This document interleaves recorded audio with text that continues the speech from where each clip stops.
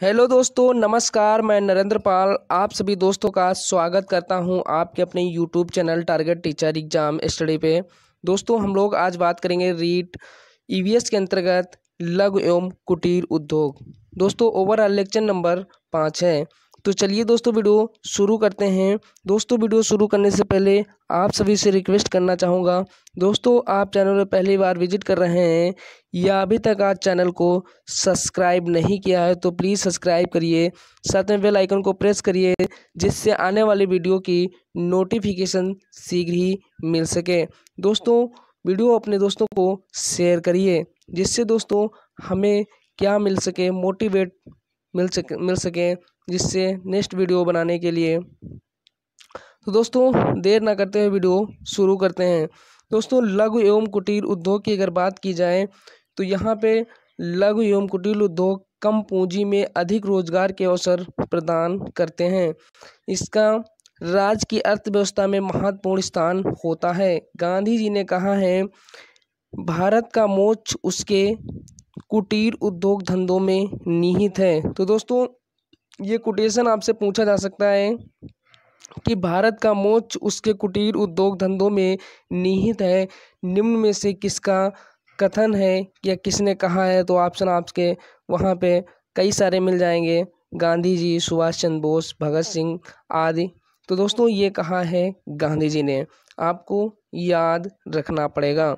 Next दोस्तों, यहीं पे लघु एवं कुटीर उद्योग राज्य के ग्रामीण क्षेत्र की मूलभूत आवश्यकताओं की पूर्ति करते हैं।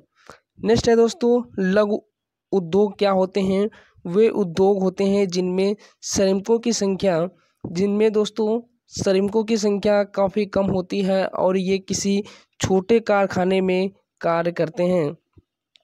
कैसे छोटे कारखानों में कार्य करते हैं और इनमें कुछ छोटी मशीनों के द्वारा भी कार्य किया जाता है। लघु उद्योग के कुछ उदाहरण जैसे घर में इस्तेमाल किया जाने वाला कूलर बनाना, एल्युमिनियम से बने हुए सामग्री बनाना, हॉस्पिटल में उपयोग किए जाने वाला स्ट्रेचर बनाना, करंट मापने वाला मीटर, वोल्ट मीटर, गाड़ी में लगने वाली हेडलाइट बनाना, कपड़े या चमड़े का बैग बनाना, दांतेदार तार बनाना, माचिस उद्योग दोस्तों आदि प्रकार के जो उद्योग होते हैं ये किस प्रकार के लघु उद्योग होते हैं। अब बात करते हैं कुटीर उद्योग। दोस्तों, कुटीर उद्योग किसे कहते हैं। ये बहुत छोटे स्तर के उद्योग होते हैं। ये पूरी तरह से या मुख्य रूप से परिवार के सदस्यों के द्वारा चलाए जाते हैं। दोस्तों, यहाँ से ये पॉइंट इम्पोर्टेंट बन जाएगा कि जो कुटीर उद्योग होते हैं ये पूरी तरह से परिवार के सदस्यों के द्वारा ही चलाया जाता है। इसमें कोई बाहरी श्रमिक नहीं रखे जाते हैं। कुटीर उद्योग लगभग पूरी तरह घरेलू उद्योग होते हैं। कुटीर उद्योग के कुछ उदाहरण हैं, जैसे दोस्तों कुटीर उद्योग की अगर बात की जाए, पूछ लिया जाएगा निम्न में से किस प्रकार का उद्योग है। तो 4 ऑप्शन होंगे, उसमें से 3 मान लीजिए आपके कुटीर उद्योग के दिए होंगे और एक लघु उद्योग वो दिया होगा। तो उसमें से पूछा जाएगा कि कौन सा लघु है, कौन सा कुटीर है। तो दोस्तों, अगर कुटीर उद्योग की बात की जाए तो इसमें मुर्गी पालन, लकड़ी के फर्नीचर बनाना या अन्य वस्तुएं बनाना, टोकरी बनाना, मिट्टी के बर्तन बनाना, रस्सी बनाना आदि क्या हैं, कुटीर उद्योग हैं। दोस्तों, अब बात करते हैं राजस्थान में लघु एवं कुटीर उद्योगों का क्या महत्व है। दोस्तों, इनके निम्नलिखित महत्व हैं। नंबर 1 अगर बात की जाए तो रोजगार में वृद्धि, लघु एवं कुटीर उद्योग श्रम प्रधान होते हैं। नेक्स्ट है दूसरा पॉइंट है ये उद्योग ग्रामीण अर्थव्यवस्था के अनुरूप होते हैं। इनमें कम पूंजी की आवश्यकता होती है। नेक्स्ट है बेरोजगारी दूर करने में सहायक होते हैं। नेक्स्ट है आत्मनिर्भर बनाने में सहायक होते हैं। नेक्स्ट है लघु एवं कुटीर उद्योगों में लोगों के लगने के कारण जनसंख्या पर कृषि का भार कम हो जाता है। नेक्स्ट नंबर हो जाएगा कुटीर एवं लघु उद्योगों की स्थापना में कम तकनीकी ज्ञान की आवश्यकता होती है। कोई दोस्तों इसमें स्पेशल स्पेशलिस्ट की आवश्यकता नहीं पड़ती है। नेक्स्ट दोस्तों, अगर नंबर की बात की जाए इसमें, तो है लघु एवं कुटीर उद्योग स्थानीय संसाधनों का उपयोग करते हैं। ये उद्योग ग्रामीण व छोटे व्यक्तियों के उद्यमी बनने में सहायक होते हैं।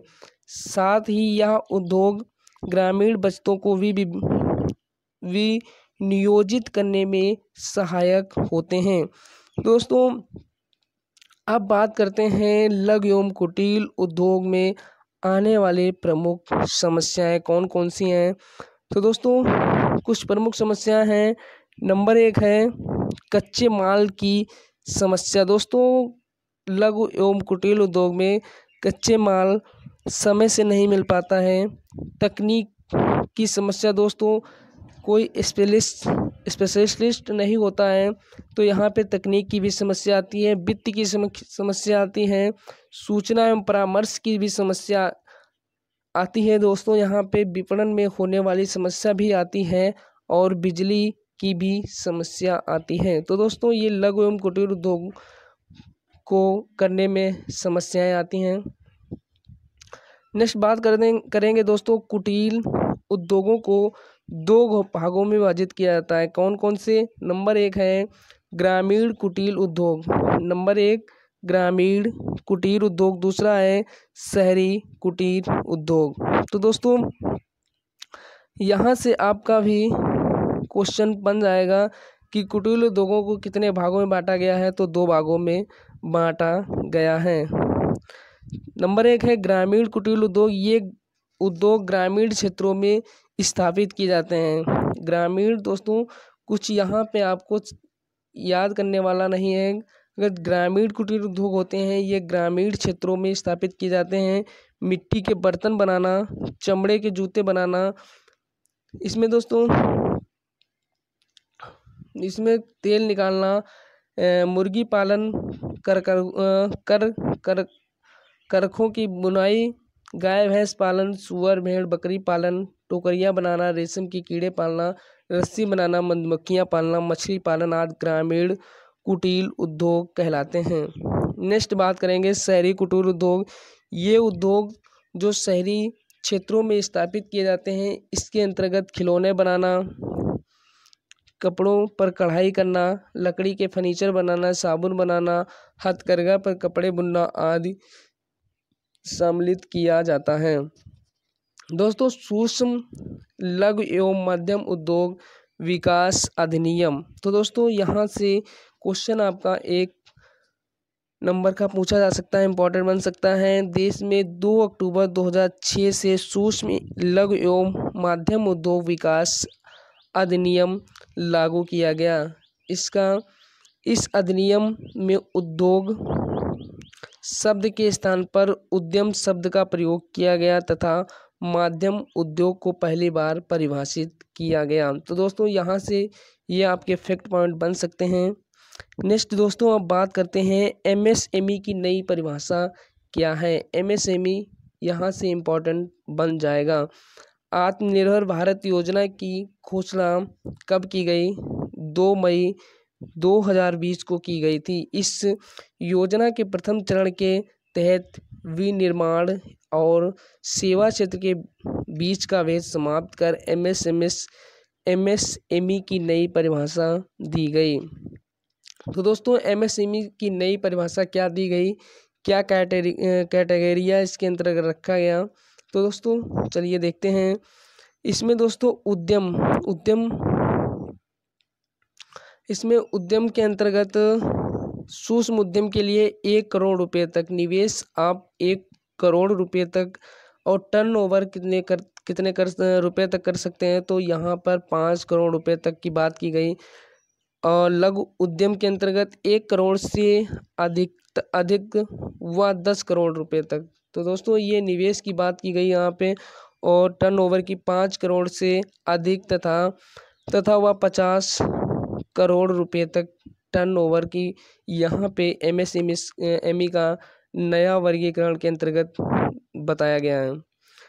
नेक्स्ट दोस्तों, मध्यम उद्यम के अंतर्गत 10 करोड़ रुपए से अधिक 50 करोड़ रुपए तक। दोस्तों यहाँ से क्वेश्चन इम्पोर्टेंट बन जाते हैं कि पूछा जाएगा कि मध्यम उद्यम या सूक्ष्म या लघु के अंतर्गत कितने रुपए तक का टर्नओवर या निवेश कर सकते हैं। तो इस टाइप का क्वेश्चन आपके पेपरों में पूछा जाता रहा है, तो यहाँ से भी बन सकता है। तो दोस्तों टर्नओवर की बात की जाए तो 50 करोड़ रुपए से अधिक व 250 करोड़ रुपए तक का मध्यम उद्यम के अंतर्गत टर्नओवर कर सकते हैं। नेक्स्ट दोस्तों, मिश्रित मानदंड निवेश और सालाना टर्नओवर के अंतर्गत अगर बात की जाए तो लघु उद्योग सूक्ष्म लघु व मध्यम उद्योग विकास अधिनियम 2006 में लघु उद्योग को 2 भागों में बांटा गया है। नंबर 1 है विनिर्माण उद्यम, ये उद्यम जो किसी वस्तु के उत्पादन अथवा विनिर्माण से संबंधित हैं। दूसरा है सेवा उद्यम, ये उद्यम जो कोई सेवा प्रदान करने में सक्षम है। तो दोस्तों अब बात करते हैं लघु एवं कुटीर उद्योग के विकास हेतु किए गए कुछ महत्वपूर्ण प्रयास। कौन कौन से दोस्तों प्रयास हैं? नंबर 1 है इसके अंतर्गत भारतीय लघु उद्योग विकास बैंक।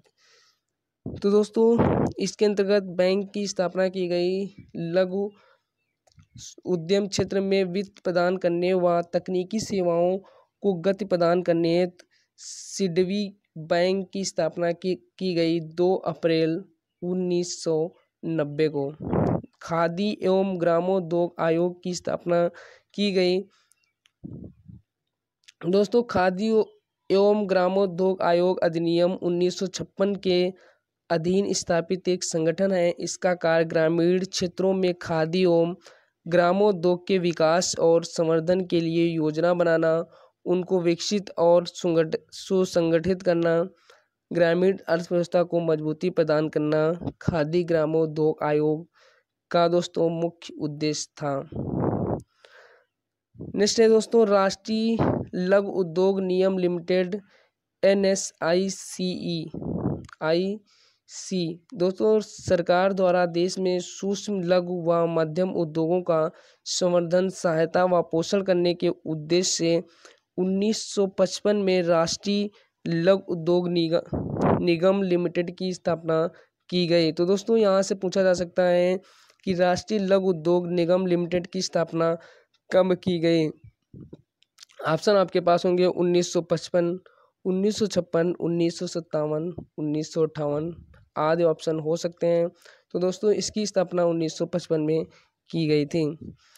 हस्त औजार डिजाइन विकास एवं प्रशिक्षण केंद्र नागौर राजस्थान में 1988 में स्थापित किया गया। नेक्स्ट दोस्तों केंद्रीय मधुमक्खी अनुसंधान एवं प्रशिक्षण संस्थान CBRTI पुणे महाराष्ट्र में स्थापित है। तो दोस्तों इसको पुणे महाराष्ट्र में स्थापित किया गया। डॉक्टर अंबेडकर ग्रामीण तकनीक एवं प्रबंधन संस्थान AIRTM नासिक महाराष्ट्र में स्थापित किया गया। कहाँ? नासिक महाराष्ट्र में स्थापित किया गया। दोस्तों खादी उद्योग के अंतर्गत बात करते हैं। खादी राजस्थान का एक परंपरागत घरेलू उद्योग है। गांधी जी के ग्रामीण अर्थव्यवस्था के स्वावलंबन के दर्शन को मूर्त रूप व ग्रामीण अर्थव्यवस्था को मजबूत आधार प्रदान करने के उद्देश्य से 1925 में अखिल भारतीय चरखा संघ की स्थापना की गई। तो दोस्तों ये पॉइंट आपका इम्पोर्टेंट बन जाएगा कि अखिल भारतीय चरखा संघ की स्थापना कब की गई? तो ये की गई थी 1925 में। राजस्थान में 1926 में ग्राम अमरसर जयपुर में चरखा संघ का खादी कार्य आरंभ किया गया। राज्य में मुख्यतः सूती एवं ऊनी खादी का उत्पादन होता है। सिल्क खादी भी पश्चिम राजस्थान में उत्पादित होती है। खादी हथकरघों पर तैयार की जाती है। राजस्थान में सूती उद्योग उत्पादों में रेजी, खेज, दरी, 2 सूती आदि मुख्य हैं। दोस्तों ऊनी उत्पादन कार्य राज्य के मरू प्रदेश में होता है। राजस्थान में खादी एवं ग्रामीण उद्योगों के माध्यम से ग्रामीण क्षेत्रों की आर्थिक अर्थव्यवस्था को सुदृढ़ करने की दृष्टि से खादी ग्रामोद्योग बोर्ड की स्थापना 1955 में की गई। दोस्तों ये पॉइंट आपके लिए बहुत ही इम्पोर्टेंट हो जाता है। हथकरघा विकास हथकरघा निगम विकास निगम तथा राजस्थान राज्य बुनकर सहकारी संघ कार्यरत है। तो दोस्तों राजस्थान के प्रमुख उद्योग के अंतर्गत अगर बात की जाए तो सूती वस्त्र उद्योग यहाँ से इम्पोर्टेंट पॉइंट देख लेते हैं। यह देश का सबसे बड़ा कृषि आधारित उद्योग है। दूसरे नंबर पर अगर बात की जाए कोलकाता में भारत की प्रथम सूती मिल 1818 में खोली गई थी। राजस्थान का सबसे प्राचीन व सुसंगठित उद्योग सूती वस्त्र उद्योग है। दोस्तों अगर प्राचीन उद्योग की पूछी जाए कि राजस्थान का सबसे प्राचीन सुसंगठित उद्योग कौन सा है तो सूती वस्त्र उद्योग हो जाएगा। राजस्थान की प्रथम सूती वस्त्र मिल दी कृष्णा मिल्स लिमिटेड की स्थापना 1889 में सेठ दामोदर दास राठी व श्याम जी कृष्ण वर्मा ने व्यावर में की थी। दोस्तों ये भी इम्पोर्टेंट आपका पॉइंट बन जाएगा। नेक्स्ट है दोस्तों दी कृष्णा मिल व्यावर कार्यशील हथकरघों की दृष्टि से सबसे बड़ी सूती वस्त्र मिल है। राजस्थान में सबसे बड़ी सूती वस्त्र मिल उम्मेद मिल्क पाली में है। तो दोस्तों ये वर्तमान में बात की जा रही है। सूती वस्त्र में कच्चे माल के रूप में कपास को प्रयोग में लाया जाता है। दोस्तों इम्पोर्टेंट पॉइंट बन जाएगा कि राजस्थान का मानचेस्टर भीलवाड़ा को कहते हैं। अगर दोस्तों उत्तर भारत का मानचेस्टर की बात की जाए तो कानपुर को कहा जाता है। ऐसे ही राजस्थान का मानचेस्टर की बात की जाए तो भीलवाड़ा को कहा जाता है। नेक्स्ट दोस्तों सहकारी क्षेत्र की मिलें। राजस्थान सहकारी कताई मिल लिमिटेड गुलाबपुरा भीलवाड़ा में है। श्री गंगानगर सहकारी कताई मिल लिमिटेड हनुमानगढ़ में है। गंगापुर सहकारी कताई मिल लिमिटेड गंगापुर भीलवाड़ा में है। दोस्तों सार्वजनिक क्षेत्र की सूती मिलें के अंतर्गत अगर बात की जाए तो Edwards mills Beawar 1906, Shri Mahalakshmi mills Beawar 1925, Shri Vijay cotton mills Vijaynagar. तो दोस्तों अब बात करते हैं चीनी उद्योग। चीनी उद्योग देश का सबसे बड़ा कृषि आधारित उद्योग है। भारत में सबसे ज़्यादा गन्ने की पैदावार उत्तर प्रदेश में होती है। दूसरे स्थान पर महाराष्ट्र में गन्ने की पैदावार होती है। सबसे ज़्यादा चीनी का उत्पादन भी महाराष्ट्र में होता है। उत्तर प्रदेश चीनी उत्पादन में दूसरे स्थान पर है। भारत विश्व में ब्राज़ील के बाद दूसरा सबसे बड़ा चीनी उत्पादक देश है। दोस्तों राजस्थान में चीनी का उत्पादन कम मात्रा में होता है। चीनी मिलें की अगर बात की जाए तो राजस्थान में सर्वप्रथम चीनी मिल चित्तौड़गढ़ जिले के भोपाल सागर नामक नगर में मेवाड़ शुगर मिल के नाम से सन 1932 में निजी क्षेत्र में खोली गई। 1938 में गंगानगर चीनी मिल्स की स्थापना हुई जिसमें उत्पादन 1946 से प्रारंभ हुआ। तो दोस्तों ये चीनी मिल राजस्थान की कुछ इम्पोर्टेंट हैं। अब बात करते हैं सीमेंट उद्योग। राजस्थान सीमेंट उद्योग में भारत का अग्रणी राज्य माना जाता है। इम्पोर्टेंट पॉइंट बन जाएगा सीमेंट उत्पादन में कच्चे माल के रूप में चूना पत्थर को प्रयोग में लाया जाता है। ये भी इम्पोर्टेंट आपका फैक्ट बन जाएगा यहाँ से। राज्य में चित्तौड़गढ़ जिला सीमेंट उद्योग के लिए सबसे अनुकूल है। दोस्तों अगर पूछ लिया जाए कि राज्य में चित्तौड़गढ़ जिला सीमेंट उद्योग के लिए सबसे अनुकूल है 1904 में सर्वप्रथम समुद्री सीपियों में से सीमेंट बनाने का प्रयास मद्रास चेन्नई में किया गया था। राज्य में सर्वप्रथम क्लीक निक्सन कंपनी द्वारा 1915 में लखेरी बूंदी में सीमेंट संयंत्र स्थापित किया गया। दक्षिण एशिया का सबसे बड़ा सीमेंट कारखाना जयपुर उद्योग लिमिटेड सवाई माधोपुर में स्थापित किया गया। दोस्तों ये आपका इम्पोर्टेंट प्रश्न बन जाता है। दक्षिण एशिया का सबसे बड़ा सीमेंट कारखाना जयपुर उद्योग लिमिटेड सवाई माधोपुर में स्थापित किया गया है। दोस्तों राज्य के प्रमुख सीमेंट संयंत्र की अगर बात की जाए, बिड़ला सीमेंट वर्क्स चित्तौड़गढ़ में, Udaipur cement works Udaipur, JK cement works Nimbahera, JK white cement Gotan, Shree cement limited Beawar प्रमुख हैं। दोस्तों सफ़ेद सीमेंट की अगर बात की जाए तो यहाँ पे सफ़ेद सीमेंट का प्रथम उद्योग गोटन नागौर में स्थापित किया गया। सफ़ेद सीमेंट के 2 कारखाने गोटन नागौर, एक कारखाना खरिया खंगार जोधपुर में स्थापित किया गया। तो दोस्तों ये कुछ इम्पोर्टेंट यहाँ थे आपका उद्योग थे। अब बात करते हैं कांच उद्योग के। दोस्तों कांच उद्योग राजस्थान सिलिका उत्पादन की दृष्टि से हरियाणा के बाद देश में दूसरे स्थान पर हैं। तो दोस्तों ये भी इम्पोर्टेंट आपका पॉइंट बन जाएगा। अगर आपसे पूछ लिया जाए कि राजस्थान कांच के उत्पादन में कौन सा स्थान पे है, तो ये हरियाणा के बाद में देश में दूसरे स्थान पे है। कांच बनाने में सीसा, सोडियम सल्फेट, बालू, मिट्टी, सिलिका कच्चे माल के रूप में प्रयुक्त होते हैं। राजस्थान के धौलपुर जिले में कांच उद्योग सबसे अधिक फैला हुआ है। तो दोस्तों राजस्थान में किस जिले में सबसे अधिक कांच उद्योग फैला हुआ है, तो धौलपुर। दोस्तों अब बात करते हैं नमक उद्योग के अंतर्गत।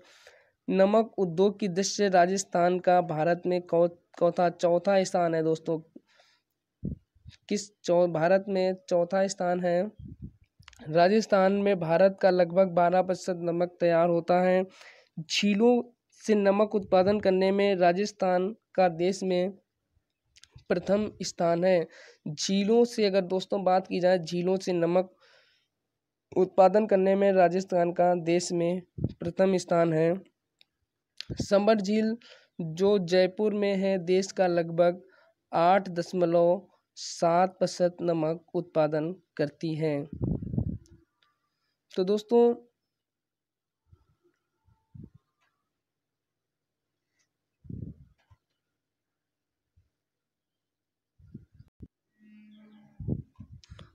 लेक्चर नंबर 5 आज का आपका ये रहा। दोस्तों उम्मीद करते हैं वीडियो आप सभी को अच्छा लगा होगा। दोस्तों वीडियो आप सभी को अच्छा लगा है लाइक करिए, और चैनल को अभी तक आपने सब्सक्राइब नहीं किया है तो सब्सक्राइब करिए, और दोस्तों अपने दोस्तों को शेयर करिए, जिससे दोस्तों वीडियो पे अधिक से अधिक व्यू आएँ, हमें वीडियो बनाने के लिए अंदर से मोटिवेट हों। तो दोस्तों आपको वीडियो समय पे मिलते रहें। धन्यवाद दोस्तों वीडियो देखने के लिए। फिर मिलते हैं नेक्स्ट वीडियो में, तब तक के लिए जय हिंद जय भारत।